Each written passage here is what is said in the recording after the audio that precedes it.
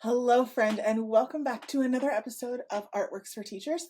I'm your host, Susan Riley, and today it's just you and me because we're going to be talking about something that I have personally experienced and something that I'm watching so many other educators going through right now, and that is deciding whether or not to stay.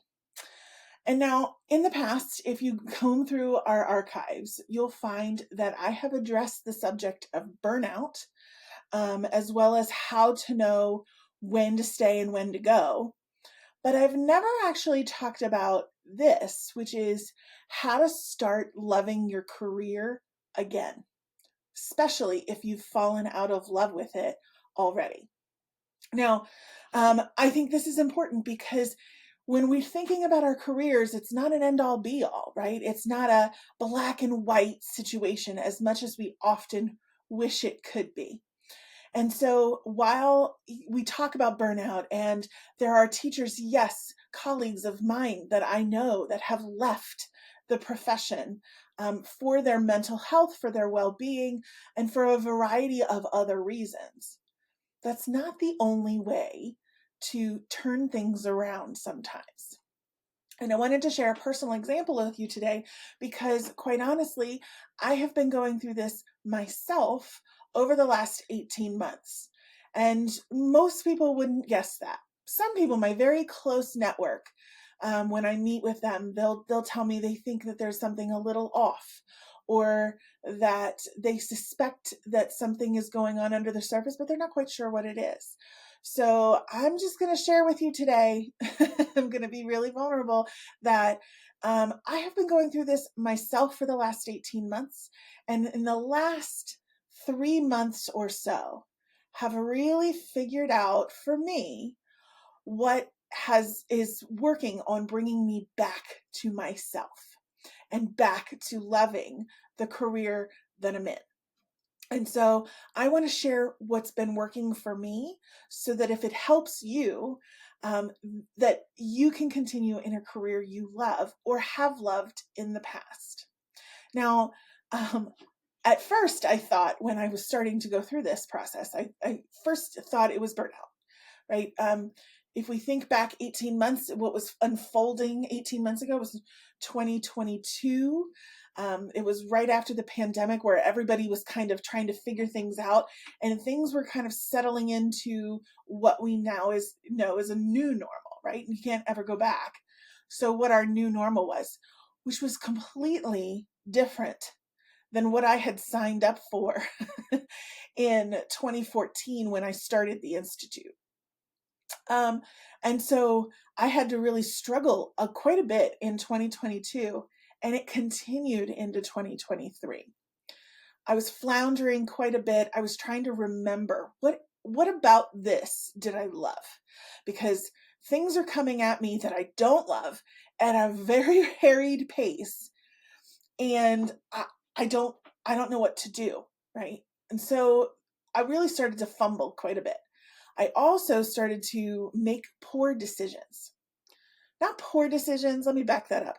I started to make decisions that were not as carefully thought through as they probably should have been. I made some hiring mistakes.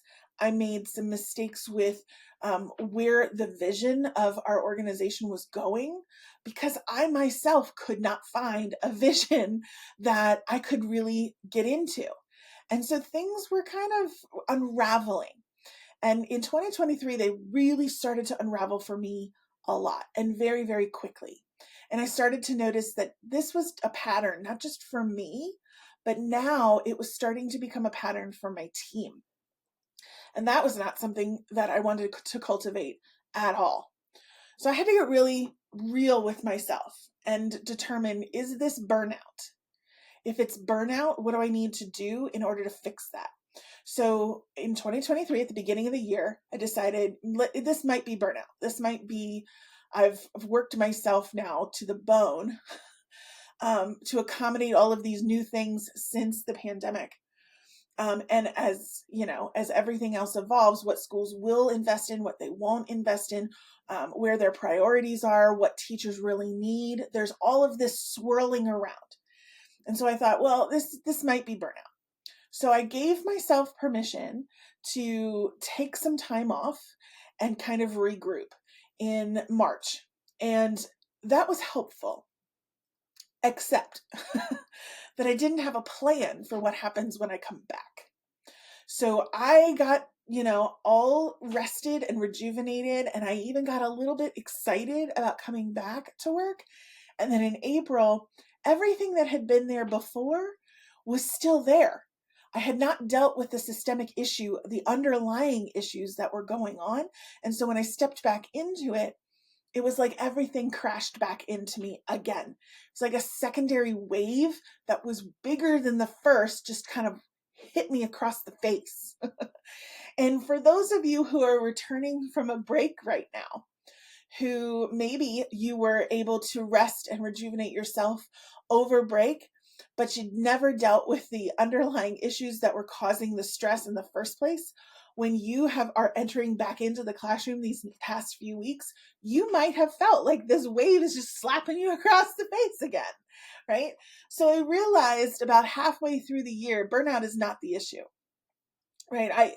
I need to be better about recognizing the signs of burnout faster so that I can deal with the underlying issues that's causing that burnout and then relax and rejuvenate and come back. But in fact, what the real problem was that I was falling out of love with what I was doing. I started to question, is this for me? Is this really what I want anymore? Everything is so different than when I started. I don't know that this is the right space for me anymore. If this is resonating for you, my friend, this episode, I promise you, is going to help you tremendously. I wish that I'd had this episode when I started going through this, because these questions are normal. They're so normal. And it's not that when you start having those questions, it's not a sign that you have to leave. It might be something that you want to consider, but there is another way through it. And so I realized when I was having these questions of, do I even want to do this anymore? What are the ramifications for that? If I leave, then this domino effect happens, right? And then what happens to everything that I have built and all of the people who are counting on us and the programs that I've invested in and like all the questions that are swirling in your mind, right? As I thought through them, I really started to understand I've been through this before. Anytime that my career has come to a crossroads, I have been through this before. And at every one of those crossroads, I've decided to leave. I've decided I'm done. I'm going to go try something new. I'm done. I'm going to go try something new. So then I had to ask myself the hard question, do you want to do that again, or are you willing to stick it out? Which reminded me of a great question that my therapist have asked me in the past about my relationship with my husband. Do you want to keep going or do you want to leave? Which is the option? And if you are married for anything more than about a year and you're past your honeymoon stage, you know that this question is real. That's just a normal part of marriage, right? So when I'm thinking about my career, I'm like, I have been here before. I've been to this crossroads before. And in other places in my life, I've decided to stick it out. Why not in my career? I could totally do this in my career, which got me to thinking about how do I fall back in love with what I'm doing? Very much like if you are in a long-term relationship, the honeymoon stage does not stick around very long, and you have to figure out how do you cultivate that feeling, right? To be able to invest yourself into it. How do you cultivate that into a place where you are joy-filled, right? And so I thought about that in terms of my career. And I'm hoping that in these steps that I'm going to share with you, you can start considering your career this way as well. Now, to get started, I always start with research, right? I'm a big research gal. And so, because I want hard data, I want to know, is this normal? Is this real? What are some steps that others have tried? I don't want to have to reinvent the wheel if I don't have to, right? So what I found is that Gallup does a survey every 4 years. And every 4 years, the results are exactly the same. what's interesting is that the results in their latest survey after the pandemic are actually the same as the results from their last survey prior to the pandemic. In this survey of 25 million workers in 189 different countries, only 13% of the people surveyed actually loved their job. And so we heard a lot during the pandemic about people who were quiet quitting, people who were just who were giving up on what they were working on as just a job and pursuing their passion career, and then going back to a job because their passion career couldn't pay for it. There's so many things that were going on, right? That this churn. And so I thought in the data that we would have found after the pandemic that perhaps more people would report loving their job because they left something that they didn't enjoy. Nope. Still the same. 13% of people report loving their job. Everybody else either report that they are satisfied in their job, but they don't love it, or they hate it. Okay. And 40% of people report hating their job. So that started to get me thinking about, okay, well then what do these 13% who love their job, what do they do, right? What do they cultivate? What do they know that might be able to serve me as I try to fall in love with my job again? Because the other things that I started to see in my research were really fluffy pieces of advice. Like, to fall in love with your job again, remember your why. Educators, how many times have your administrator or somebody else said, just remember your why for being here? Yeah, no, that doesn't work anymore, because the problem with that is that the why that got you here is not the why that's going to get you where you want to be. I'm going to say that one again. That was a gem for me when I was learning this. The why that got you here is not the why that's going to get you where you want to be. So remembering your why only does one thing. It pulls to the surface the stuff that you wanted to happen that didn't. And that's painful. So we're not going to do the fluff stuff of just remember your why, or I couldn't believe this, but some business magazines actually said in their articles on how to love your job again, people said, go take care of yourself. Draw yourself a bubble bath once a week. Make sure that you have habits that make you feel good. Okay, that's great and all. And I think we've talked about the bubble bath thing before, especially in burnout, in the episodes about burnout. But bubble baths don't get you that far. Bubble baths pop, they fade, they go cold. That does not help me long term, right? So I started to dig a little bit deeper and figured that these 13% of people must know something that the rest of the world does not, because I have a feeling that the people who are writing those articles about remember your why and draw yourself a bubble bath are in that 40% of people who hate their jobs, right? I want to learn from the 13%. So what I've discovered in that 13% is that there are a couple of nuggets that are going to really help us to understand and drive home the process that it's going to take to re-fall in love with our job. Because remember, most of us got into education for the love of it. We did, right? It's not for the money. It's not for the fame and fortune, right? It's because we wanted to make a difference. And we feel called towards being a teacher. We feel that calling, that pull, right? That's why we got into it in the first place. And so and we loved it in the first place. So how do I fall back in love with that again? During this whole process, I discovered that there is a difference between a purpose and a calling. A purpose is set in stone. It is what you are put on this earth to do. I am a person of faith. I truly believe that, God put me here for a reason. I believe that God put me here as an educator, and I can teach you about almost anything. Right now, I'm teaching you about arts integration and STEAM in our organization.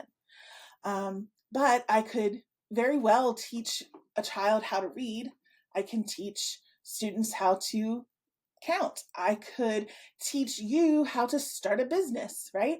There's lots of things that I could teach, but the purpose of my life is as an educator, right? That's what I'm sent here to do. That's who I am, essentially, right? Your calling is how that purpose manifests. So your purpose is set in stone, but you could have so many different callings throughout a lifetime. That's important. When people tell you that teaching is a calling, it's really important to understand, is teaching your calling or is teaching your purpose? So that's the first question I want you to think about, right? What is your purpose? So a calling is the place where the purpose has an opportunity to shine. If your calling is to be a teacher, or if your purpose is to be a teacher, rather, is your calling as an elementary teacher in a classroom? Is it as an arts integration specialist that coaches others? Is it as a leader, which manifests as an administrator in a school building or perhaps in central office? Is it tutoring after school? What does the calling look like that supports your purpose? Now, this was huge for me. It took me a long time to really sit and think about, what is my purpose? If I had one word for what that purpose could be, what is that for me? And because it could manifest as a lot of different ways, right? I could be a business person. I could be a marketer. I could be an educator. I could be a mother. I could be a wife. What is my purpose? So before you make any other decisions, before you're working through this, consider, what is your purpose? And then think about what you're doing in your job. That's your calling, right? That's what you're actually doing right now. Is that the best way to support your purpose? So in a real life example for me, as I was going through this, I thought, well, if my purpose is education, if it is to educate people, and I could do that any way that I wanted, I could go back to the classroom as a music teacher. And for a couple of nights, I actually had dreams that I was, and I thought, ooh, maybe that's something that's like appearing for me as a sign. It wasn't. But my brain was really thinking about it. Does my calling manifest as back in a classroom somewhere? Does my calling manifest as teaching people how to start their own businesses as teachers, how to come out of the classroom and start your own business or start making a living as a teacher doing something else? I could certainly do that, right? And there are things about each of these ideas of callings that light me up.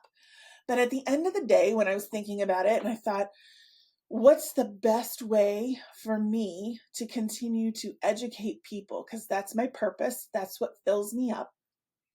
Is it in this current job? Is it in this current role?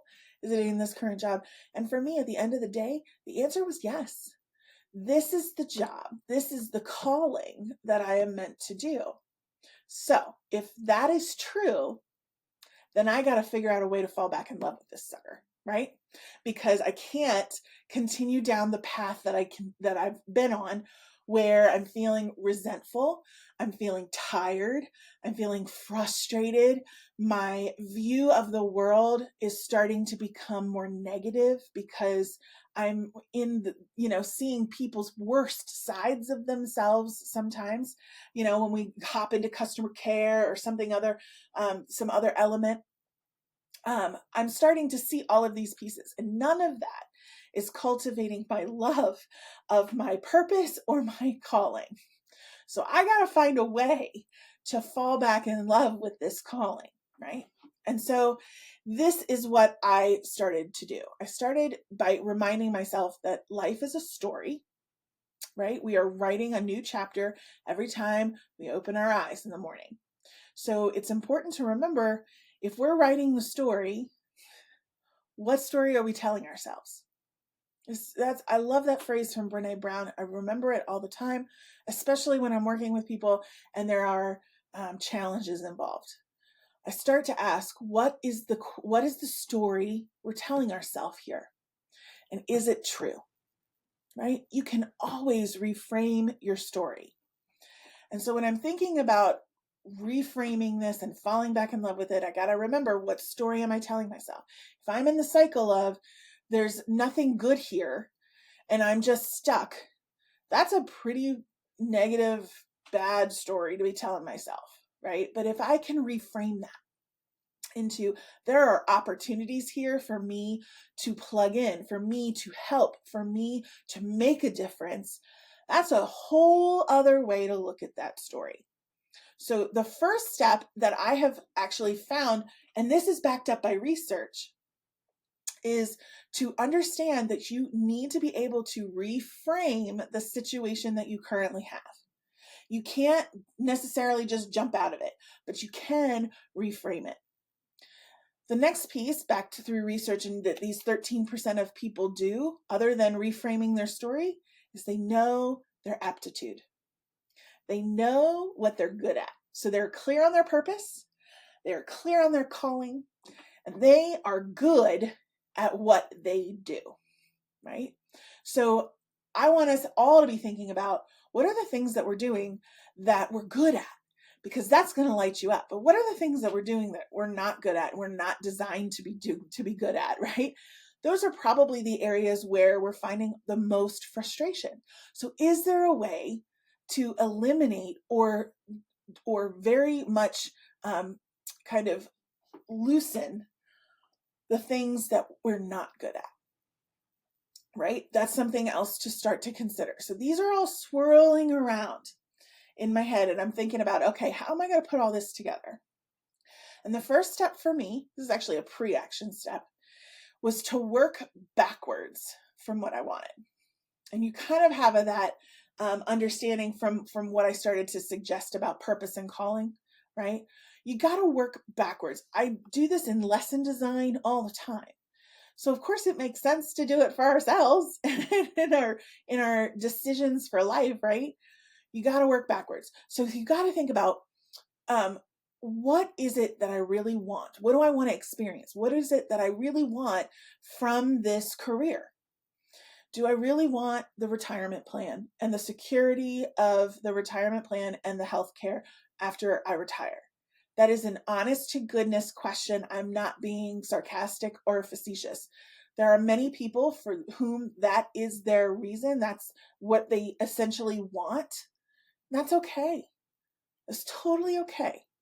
But if that's what you want, is the security of the retirement package and the health care, then your decision-making process moving forward is going to be very different than someone who wants to have more freedom in their day to do what they want with students and to have fun again in the classroom. You see what I'm saying? So you need to decide right now, what is it that you want from this career? And there's no judgment. Nobody's going to judge you for this except for yourself, because this is for you, right? But once you know that, then the next steps can fall into place much easier. All right, so I've challenged you twice now. Think about, what is your purpose? And from your purpose, what is your calling, right? And is your calling matching your purpose right now? Is it feeding to your purpose? And number two, what do you want? What do you want from this career? Now we get to move into the action steps in order to make that happen. Okay, so I'm going to use the example of, let's say that I do want more freedom to work with my students, to do what I'm good at, to experiment and create some more joy in my classroom so that I leave the classroom feeling like I've made a difference and it has also filled my teacher cup, right? That's what I want, right? So first step is to make a list of everything that we used to love about our work. Now, this can be painful, but it's like ripping off a Band-Aid. I want us to go back and think about, remember your why? This is not remembering your why. This is what specifically you used to love about your work. And think, even if you have to go all the way back to right out of college. Okay, what were the things that you loved? For me, it was always the students, right? The student reactions, my relationship with those students. It was seeing the light bulbs go off in their heads when we would kind of pull something together from math and music or from ELA and music. I could see the light bulbs, the flickers, and that was awesome for me. I loved the people that I worked with. We were a collaborative team. We respected one another. I could trust those people. I loved my administrators. They were tough but fair. And if I had a problem with a parent or a student, they had my back, right? These are just some examples for you. I want you to think back all the way as far as it takes to go back to the time that you actually loved your career. Think about what it was and write those things down. In this position, I ended up writing all about how I loved serving teachers, serving more teachers here than I could ever do in a classroom or in central office. The freedom to make my own schedule, the ability to be there for my daughter to get off the bus at the end of the school day, and still be able to serve teachers and create content and share really great arts integration lessons. These were all things that I loved at the beginning of my work, right? So create a list for yourself of everything that you used to love about your work. And step 2 is that when you look at this list, I really want you to look at this list, heart the things that still light you up. Like put a little heart next to the things that still light you up, right? And anything that doesn't light you up anymore or that no longer apply, I want you to cross out. So it's important to recognize the things that have stuck around, right? The things that even after COVID, after everything else that has happened in education, these are the things that still light me up. I still love seeing the aha moments. I just get to see them in teachers now, right? Instead of students sometimes, unless I'm in a school visit. And when I'm on a school visit, oh my gosh, those students light me up, right? I still find joy in my team. I trust my team, right? So those are still things that I can heart and love. But there are things that are different. Like it doesn't apply anymore. Get my daughter off the bus because she's a high schooler and she's at after school musical rehearsal until 9 p.m. every night. So that is not as appropriate for me anymore. Cross that out, right? It's also not always true that leaders will back us up anymore with parents. I think and I hope that is turning around in 2024. And I think we're finally going to get back to a place where there's a balance there, but that's not always the case. And so that might have to come as a cross out, right? So look at your list, determine what you still love, heart that, and cross out the things that you don't or that no longer apply. Now, number 3 is super important. You have to give yourself permission to grieve what you have lost in this work. In the work as educators, when we take a look at what we used to love and what no longer applies and what no longer is working and what we don't love anymore, grieve is a love word. Grieve means that we loved something enough to miss it and long for it and be sad about it, right? If we didn't love those things, we wouldn't feel that kind of grief. And so you have to give yourself permission to feel that grief. I think some of the strongest pieces that have prevented us from doing this work of figuring out where we need to go next has been the avoidance of step 3 here. I know it was for me. There's so many positive things in my life and everybody's like, focus on the positive, affirm the positive, get more of what you want with the positive. Don't focus on the negative. And I agree with that to a point. But there is a point where you have to acknowledge that because of events that were beyond your control, education, for better or worse, has changed. And it's okay to grieve what you lost and that was not your doing. Right? I grieve the time when people gave everybody the benefit of the doubt, when people sought the good rather than automatically assuming the bad. I grieve that because that's what I've seen happen. And I got to be able to grieve through it, because otherwise I can't acknowledge that that is a reality, and then I have to let that piece go. I can't let it go if I don't grieve for it. So step 3 is to sound silly, but truly grieve for what you have lost. Okay? Then make a list of everything you currently appreciate. Maybe not love, right? Because you've already got your hearts there from your other list of things that you still love. But what are some things that you can appreciate about your work in addition to that first list, right? So what are some things maybe that have come along that you could appreciate a little bit if you gave yourself a little bit of time to learn how? For example, could we appreciate the fact that if we had to meet virtually now, we know how to do that, and it can be quick and easy. It's not painful. There's not a tech curve to learn. Sure, we can appreciate that, right?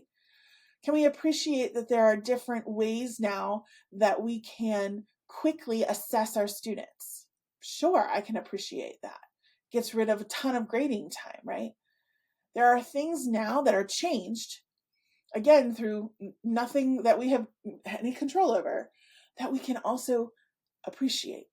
So I want you to think about, what are some things that I can appreciate now, and just make a list of them. Again, you don't have to love them, but just to appreciate them. You know, for me, in this situation, in my scenario, it was we closed down our physical office space. I can appreciate the fact that on a snow day, I don't have to shovel my way out the door. I can walk to my office, right? I can appreciate the ability to have some schedule freedom, right? There are things that again, I have no control over, just happened as a result of everything that's going on in the world, that I could learn to appreciate. So I have this list, right? Now, what do you do with it? Now you're going to take one item from that appreciation list to pursue for the next 30 days. Because habits are formed over 30 days. And we want to develop the habit of pursuing and appreciating the things that we have access to. Think about when you first date someone. Isn't one of the highlights of dating or of pursuing a new relationship of any kind the pursuit from someone, or your pursuit of someone, right? The more you pursue them in lots of little different ways, sending you flowers, sending you an email, sending you a voice message saying they're thinking of you, those little things, over time, you do them enough, I guarantee you will start to fall in love with that person, right? So the same is true of our career. Small, little, purposeful things that we pursue. So that's why I'm saying, don't look at your whole list. Pick one item that you want to pursue over the next 30 days. Now, what does pursuit look like in this scenario?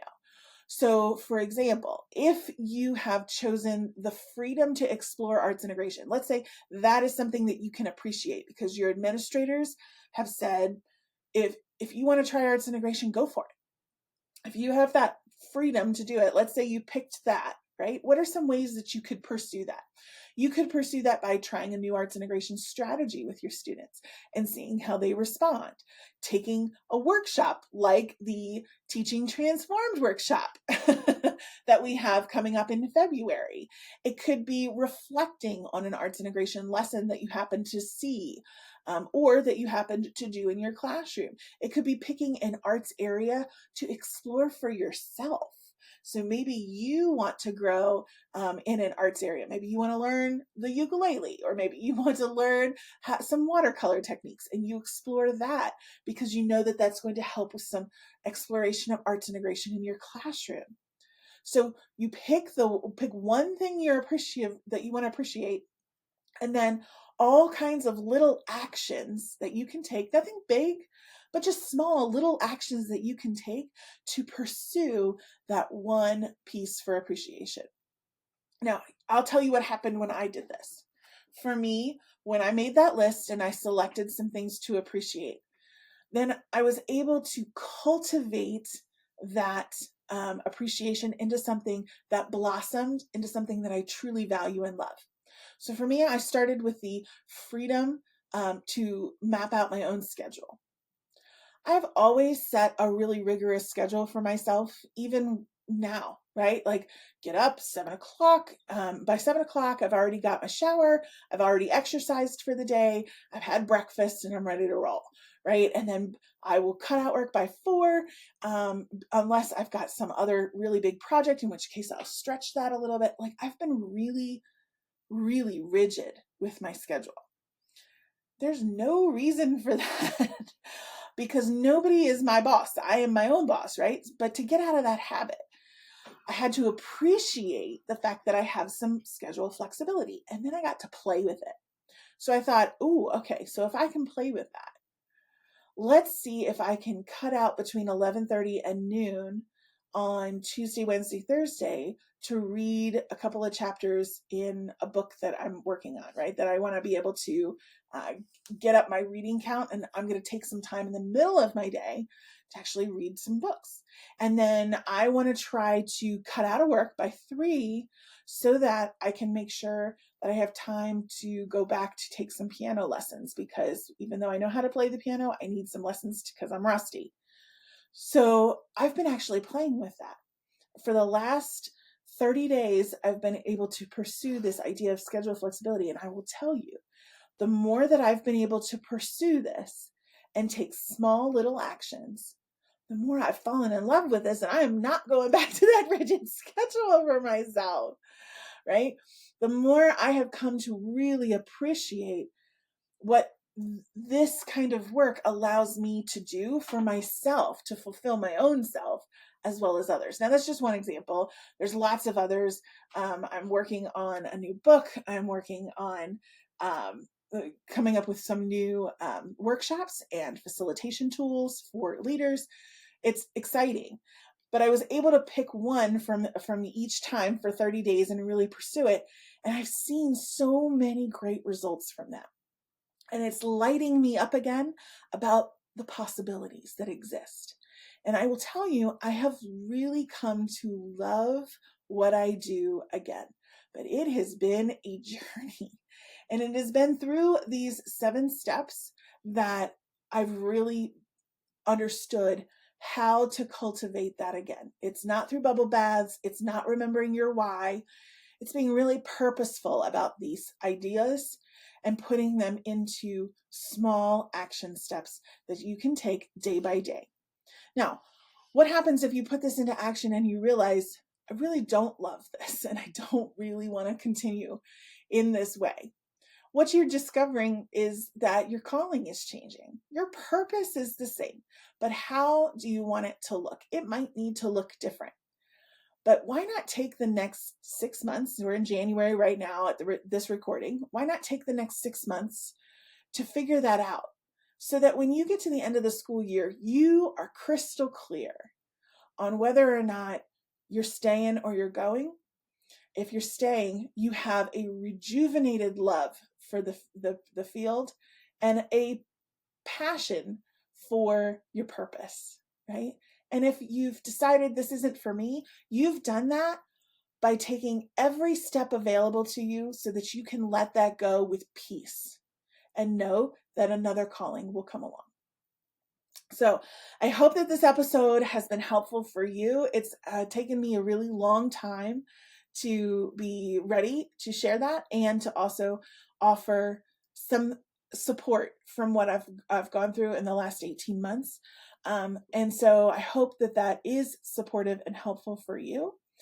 If at any time you are needing support in that, remember we have a free downloadable over at artsintegration.com/artworks so that you can download that'll walk you through those steps, help you keep track of everything so that you can make sure that you are doing it with purpose.